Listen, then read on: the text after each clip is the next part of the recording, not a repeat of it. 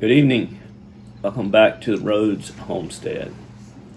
We'll be discussing the benefits and the dangers of wood chips this evening, and also maybe talk a little bit about compost and what was the other one? Leaf mold. So, to my level of understanding, that's all I can do. So, first of all, we'll talk about wood chips.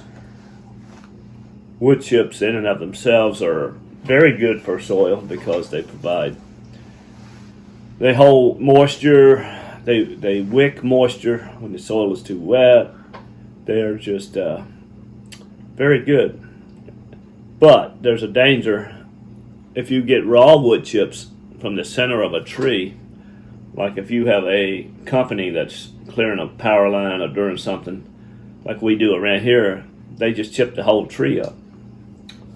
And so that will be very high. Wood chips have a very high carbon content. I have heard as much as 500 to 1 in raw green timber that has been chipped. So if you intend to put that on your soil to improve your soil, what it's going to do is nature is going to work to break that down to a more acceptable level. And it likes 30 to 1 carbon to nitrogen. And so it may take quite some time for it to get there. In the meantime, you're not going to be able to grow hardly anything without lots of manure and fertilizer, pure nitrogen, to overcome the nitrogen that's being used to break the wood chips down. So I have tried that, and it kind of messed my soil up for a while. But if you have time, you can put that on some soil about 12 to 16 inches deep and let it set for 10 years. You're going to have some good stuff. When you start seeing that fungus growing in there, that I forget what they call that fungus on top, little white hairs in there, it's starting to break down. That's very good stuff. Mycelium, I think they call it. Anyhow, and you have various kinds of fungus, but mycorrhiza, different thing. Fungus is what your soil needs. Fungus, good soil is rich in fungus. If it's really going to grow something, you're going to have quite a bit of fungal activity. Bacteria, that's no big deal. You've plenty of bacteria in your soil already. And if you try to make compost, like I have tried this as well, take a trash can and bore your holes in there and put all your stuff, your greens, your browns, your manures. Often that would go anaerobic.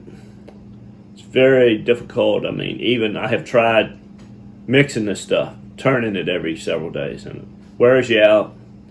And in the end, you actually have compost, but it's still not fungal dominated, which is not what you want. You want fungal dominated soil. It's where you're trying to get to. Plants thrive where there's good fungus. Because on the microscopic level, when you have the fungus down in the soil, you have endo and ecto. You have two types of mycorrhiza. This is fungus that you can't see in the soil, but it's microscopic. But your little root hairs on your plants will grow into that endo.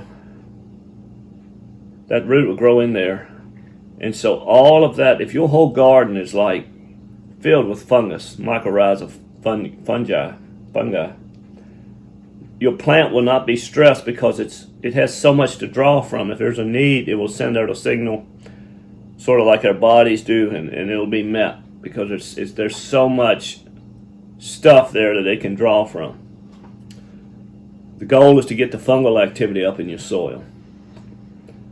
Another way to do that is with leaf mold. Leaf mold, I've had fairly good results with leaf mold before, but burying it down in the ground, like if you have fast draining soil, and the way to determine if your soil drains fast is dig you a little hole about a foot around and a foot deep and fill it up with water and let all that drain out, and then fill it up again and see how fast it goes down. If it's draining faster than an inch an hour, you have fast draining soil. My soil here I go beyond an inch in 10 minutes. So when you have a rain, you think it done a lot of good, it went right through your soil. It didn't stay around. Your plant didn't get that much, some, but not as much benefit as it could. In order to pick that up, to deal with that drainage problem, you put compost down in there, such as leaf mold, or you could use coconut coir, or you could use sphagnum peat moss. Mix that stuff up and put it down in there, till it in, put it down deep, and it slows that. You have greater water retention. All that's very important. And you have to keep your garden, like, you should have a cover over your garden. Like, I use grass clippings a lot, and leaf molds what I use. Gather my leaves in the fall with this DR leaf rake. Crunch them up, water them down, and pack them away for the winter. So come spring, I have all this leaf mold. And then I use that same machine to cut my grass and suck it up.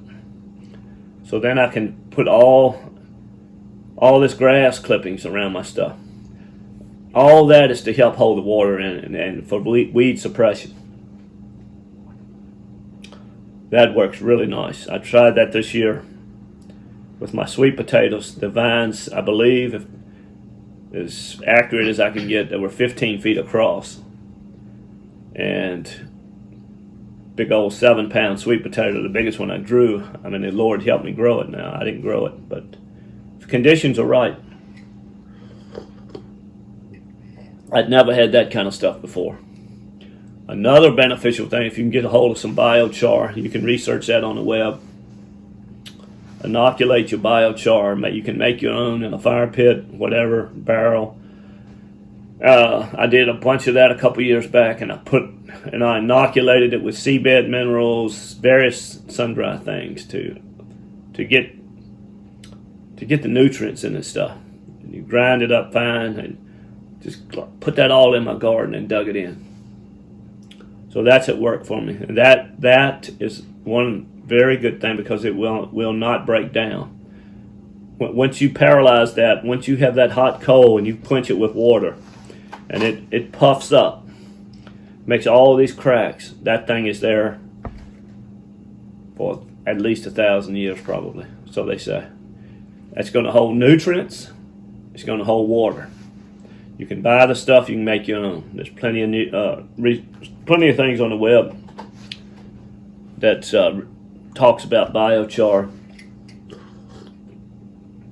The good thing about that stuff is it's one and done. You know, it's not like I just love it stuff. I mean, one year I really focused on it. I was able to get a lot of 2x4 ends. You don't want to use treated stuff, but at a barn shop, and I just burned that stuff red hot and quenched it with water. And let it cool off, of course, and come back out the next day and then dry it. Then I actually ran that through my leaf vac as well when it was dry. Some of it wasn't dry, but it grinds it up fine, kind of small, and that's what you want. Or you can crush it. I've used bricks, different things, hammers. But you got to get it small and put that in your garden. Oh, you got lots of little microorganisms live in it. It's like a hotel for that. So that is very good stuff. That is like a compostable something that you can put in your ground. You're going to see some good benefits, I believe, from that. And it's not going to go. It's not going to go away. Most anything else you put on your garden is going away. If you put compost in there, it's going to rot and go away. Fertilizer, whatever, biochar, it's there. Good investment, I think, in my opinion. So I've been pleased with that. But also, I'm going to get back to wood chips now. We talked about raw wood chips from the center of the tree and how that is not a good idea because the carbon content is way too high. But what I've discovered here, I discovered this last winter. I pruned some of my trees, the low-hanging limbs, and I had a chipper shredder I had bought. And so I ground all those little, probably 3 inches and down, little stuff. And so I had me a little pile out there. and I was adding my compost to it, which was really nice because there's no smell with it. You can just bury your stuff in there, kind of put it off to the side, and I would put Epsom salt water, various things, seabed minerals, just anything to kind of. The beautiful thing about these little small wood chips is just about anything you put in there, there's a molecular bond that it will actually bond to that chip instead of leaching into the water. And that is to your benefit and to your vegetables. So this year I noticed as I was, I just got that chipper shredder, so this is all new to me. But here's what I observed. When I would take my compost out there, my seeds, and may have watermelon seeds. I had a clump of watermelon seed come up. I just buried them down in the wood chip, not dirt, but these wood chips that I last December or November, whenever I ground them up, or January. So less than a year. And just looks like all of those seed came up, like all of this little watermelon seed. And so the thought came, let me just bury that in the garden. So I had a place out there, so I just took my shovel and dug it up, went over to the garden, had me a little hole, just put it in there. I harvested 14 watermelons, I think, in the last 2 days. Some of them not so big, but some of them very nice size, which we'd never had any success with melons before. So I believe something's going on with these little small wood chips and compost.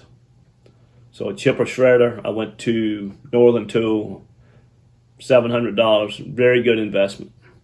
And I'll just tell you about that thing. If you're doing sticks, always go in the side. Like I've been doing more like limbs this time of year, like pruning my trees around the edge of the yard and getting the low-hanging limbs. Don't watch going through the top of that thing where that big shoot is. But try to get all that you can through the side of it and that little 3-inch limb depository right there. I actually took the bolts out of mine, which is not recommended because potentially if you could get your arm down in there deep enough, you could cut your fingers off. But the odds of that happening are pretty slim. If you keep your fist balled up, you don't go in too deep. Don't do it if you're scared. I wouldn't recommend it. That's what I did with mine. It made it transformed that chipper shredder. So most of what I send through there is through the side. If it's a real dotty limb, like something really rotten and not too big, I'll send that through the top. Or if it's very thin, because if you put big stuff through the top, you're going to tear the bottom out of the thing, and you're going to be taking that hopper off of the back of it, if you know what I'm talking about. There's that feeder chute on top. You will be pulling that thing way more than you want to. And anyhow, so these are just lessons from the garden that I learned the hard way. Run all you can through the side. Actually makes a different kind of chip through the side than through the top. If you run a lot of greeneries through the side, it's going to gum it up.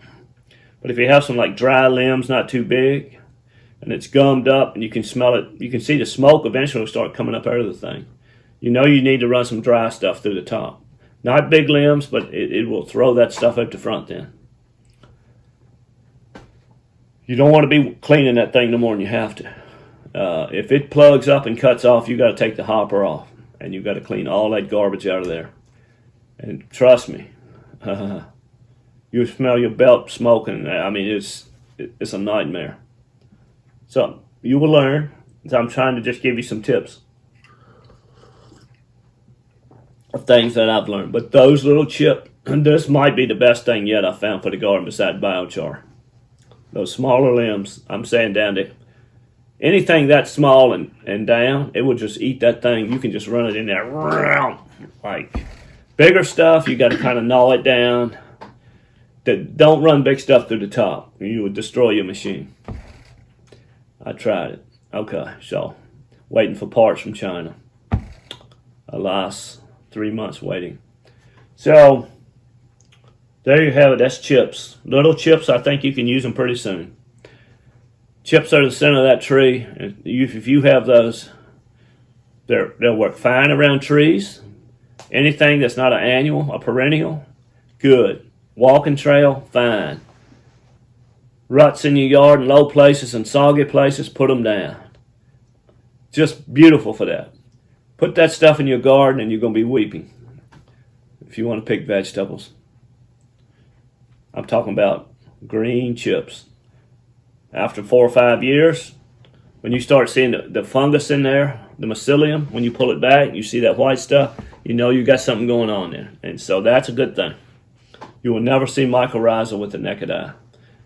That's the ones really going to benefit you. So that's a little bit, but compost, okay? We're getting back to leaf mold. Leaf mold, I understand from what I understand now. I'm not a scientist. I've done, listened to some YouTubers. They say it's 50%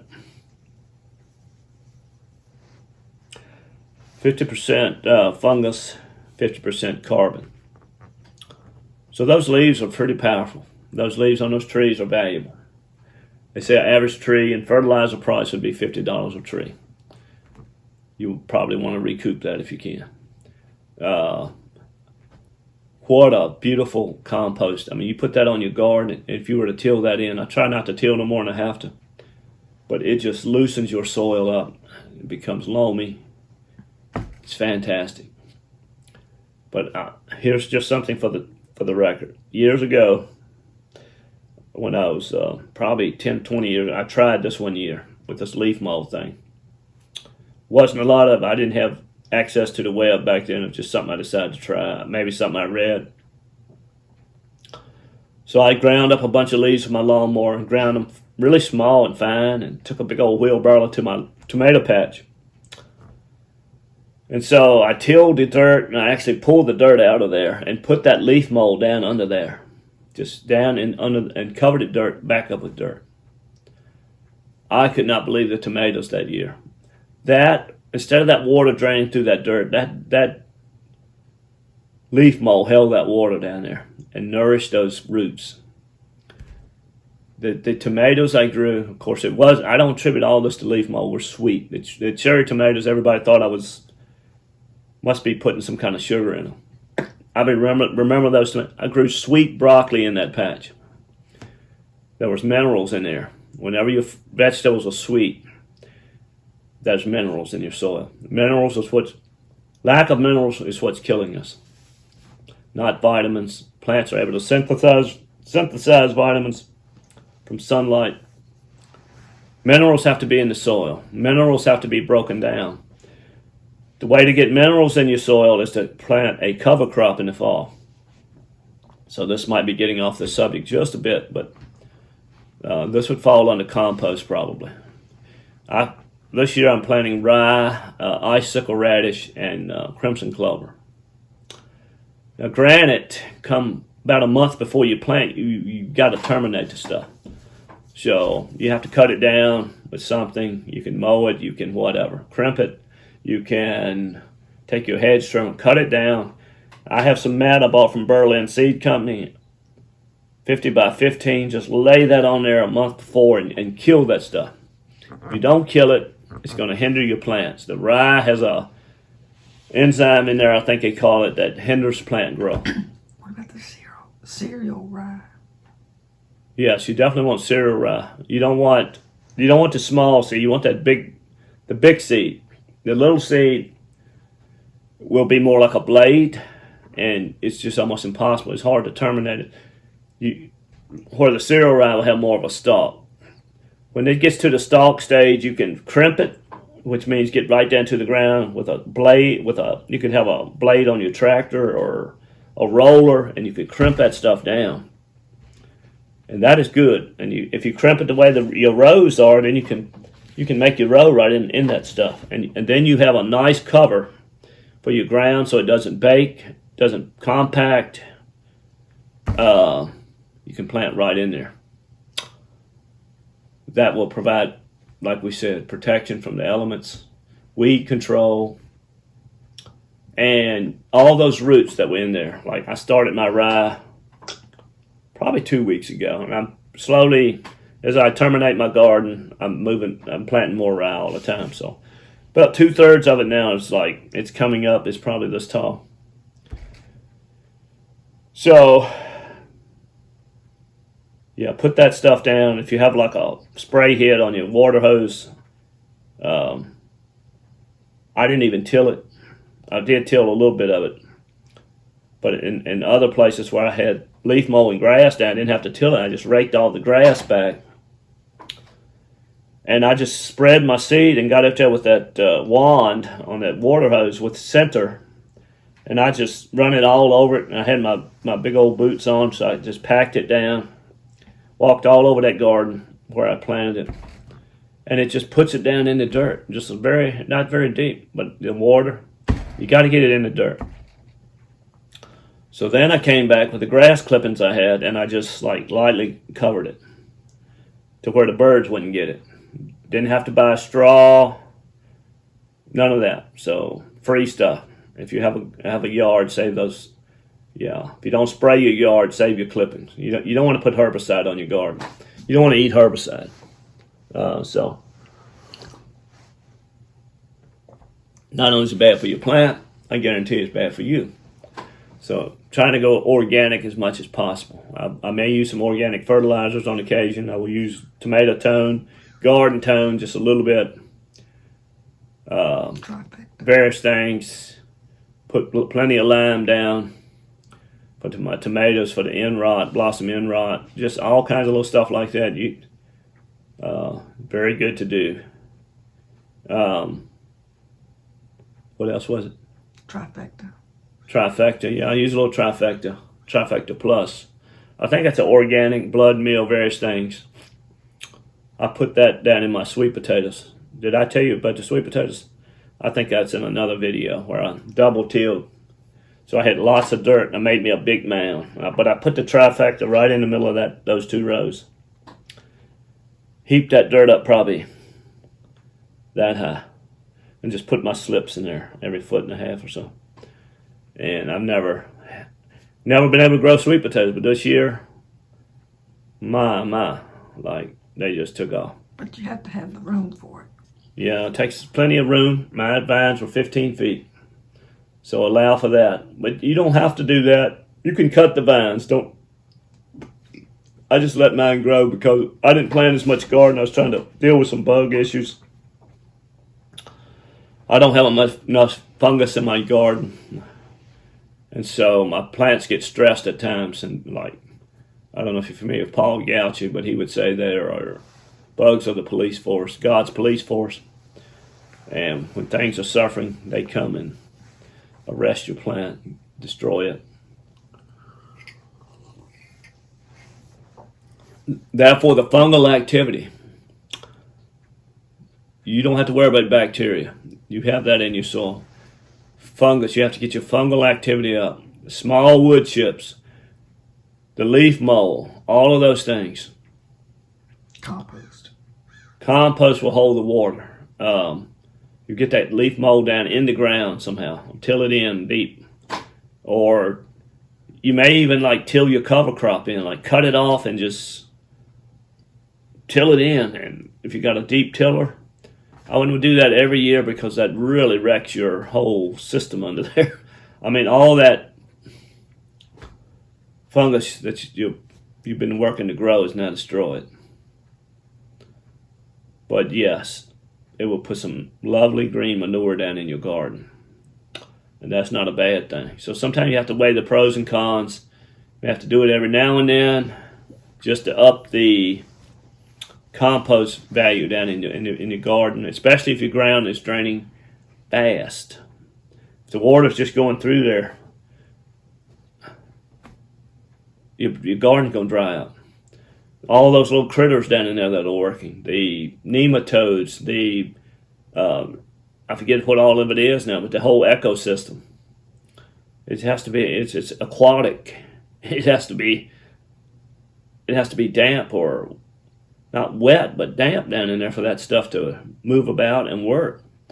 And if it's not, then everything just dries up, and your garden dries up, and the bugs come. You wasted your time. You don't get the harvest. So these are things I'm learning. I was gung-ho on chips when I first heard about it, and about destroyed my garden because I needed more balance in that. My chips weren't old enough. Once they break down, you're going to have some fungal activity though. If you can get chips, get them and put them to the side and let them turn brown. Look down in there when that stuff starts turning. I have green wood chips I got 2 or 3 years ago out here. Hardly anything grows in them. They're just there because the carbon level is so high. Those little limbs I ground up last winter, anything grows in there. Just anything I put in there. My cat caught a rabbit and ate about half of it. So I was like, what am I going to do with the rest of this rabbit? I said, well, you shouldn't put meat in your compost. But these little wood chips, I'm telling you, I got a nice big bed of it about 3 feet deep and probably 15 feet long. Anything I put in there, I looked for the rabbit this morning, it was gone. This was like 2 weeks ago. No smell from these things. No smell. Your neighbors will be happy. You'll be happy. All your compost, don't be running up there with that compost turner gobbledygook. Just get away. That stuff is working you to death and it's not working. It will make compost. It will be bacteria-rich compost. Trust me. The only way to get fungus is to take time. Fungus, you must leave that chips alone as much as you can and let the stuff grow and make the connections. It doesn't happen. It may take a year. It's a long-term investment. But good things come to those who wait. And my experience is, get you a good little wood chip pile going. If you can get that chipper shredder, get that thing going. Trim your limbs, get limbs. It doesn't matter if it's dotty. All that's good. I just run that. I can run that right through the top. Not, you don't want to put it too big, but if it's real soppy, dotty, it doesn't matter. It'll just grind it up as it goes through. But if it's greener, you don't go through the top, always go through the side where the limb chute is. I don't know how yours would be, but my limb chute is on the side. I have a Workhorse, I think it is, from, been a good machine. I like it. It's a good investment. If you're a home gardener, plus you can clean your yard up. I mean, it's just, you're doing the very best thing you can do, I think, with that. And inoculating, putting nutrients in there. There's many things you can add to it to enrich it. You could even use human urine. I'm a little careful with manures because, especially cow and different things, because a lot of people use herbicide on their fields. I've noticed some of my plants mutating.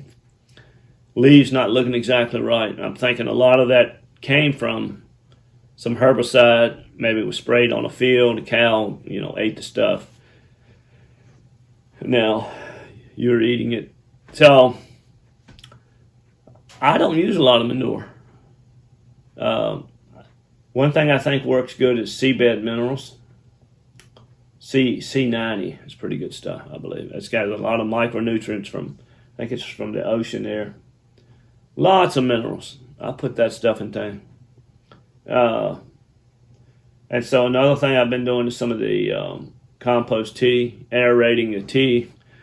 Got me a little aerator for an aquarium thing and put it in a 5-gallon bucket and put my worm castings in there. Alfalfa, ground up alfalfa, maybe some molasses, a little bit of this and a little bit of that. Some of the fish emulsion and bubble it for 24 hours. I believe that's good stuff. And strain all that. I just pour mine right in the bucket and stir it every now and then. So I have me a piece of burlap. I double it, put it over my bucket, and just pour it through there, and I strain all that stuff. And then I can put it in my water can. You can use it as a foliar. You can put it right on your leaves. I did that this year, like for the first time, and I'm not sure, but my garden just seemed like it jumped this year for some various reasons, I'm sure. I believe the biochar worked. I believe the leaf mold was doing good. I got away from the wood chips, hallelujah. I mean, I'm talking about the raw wood chips that are in the middle of that tree that have broke down. Little wood chips, I think you're going to be good with them. Let them break down a while, maybe a year. Kind of put that in there, incorporate a little bit of that in there with your stuff, and Worm castings, I'm sold out on those things. Just got my worms this year, so this is all new. Red wigglers, I have me two bins going with those, and they've been eating a lot of my watermelon rinds and various things. So just good stuff. I mean, when they build up enough, I put a bunch in the garden and let them. They're your cultivators. You need those in the garden, and those castings next spring, when you put that down in your hole, when you plant your plant, or a handful of that stuff, you're not going to regret it. So that maybe I'll make another video about those little bins. I actually learned from a guy on the internet on YouTube, and I kind of copied his design, and it's worked really well, I think, for me. And I get the leche, as the worms do their thing, right? All that drains down. I have rocks in the bottom and screen. All that stuff is filtering out through a spigot, and I catch that and mix it with water, put that on either on my chips, or put it in, I might put it on my leaf mold, just anything to inoculate up the nutrient level. So I think that's all for now. I hope you find this beneficial. So signing off from Rhodes Homestead. Have a good evening.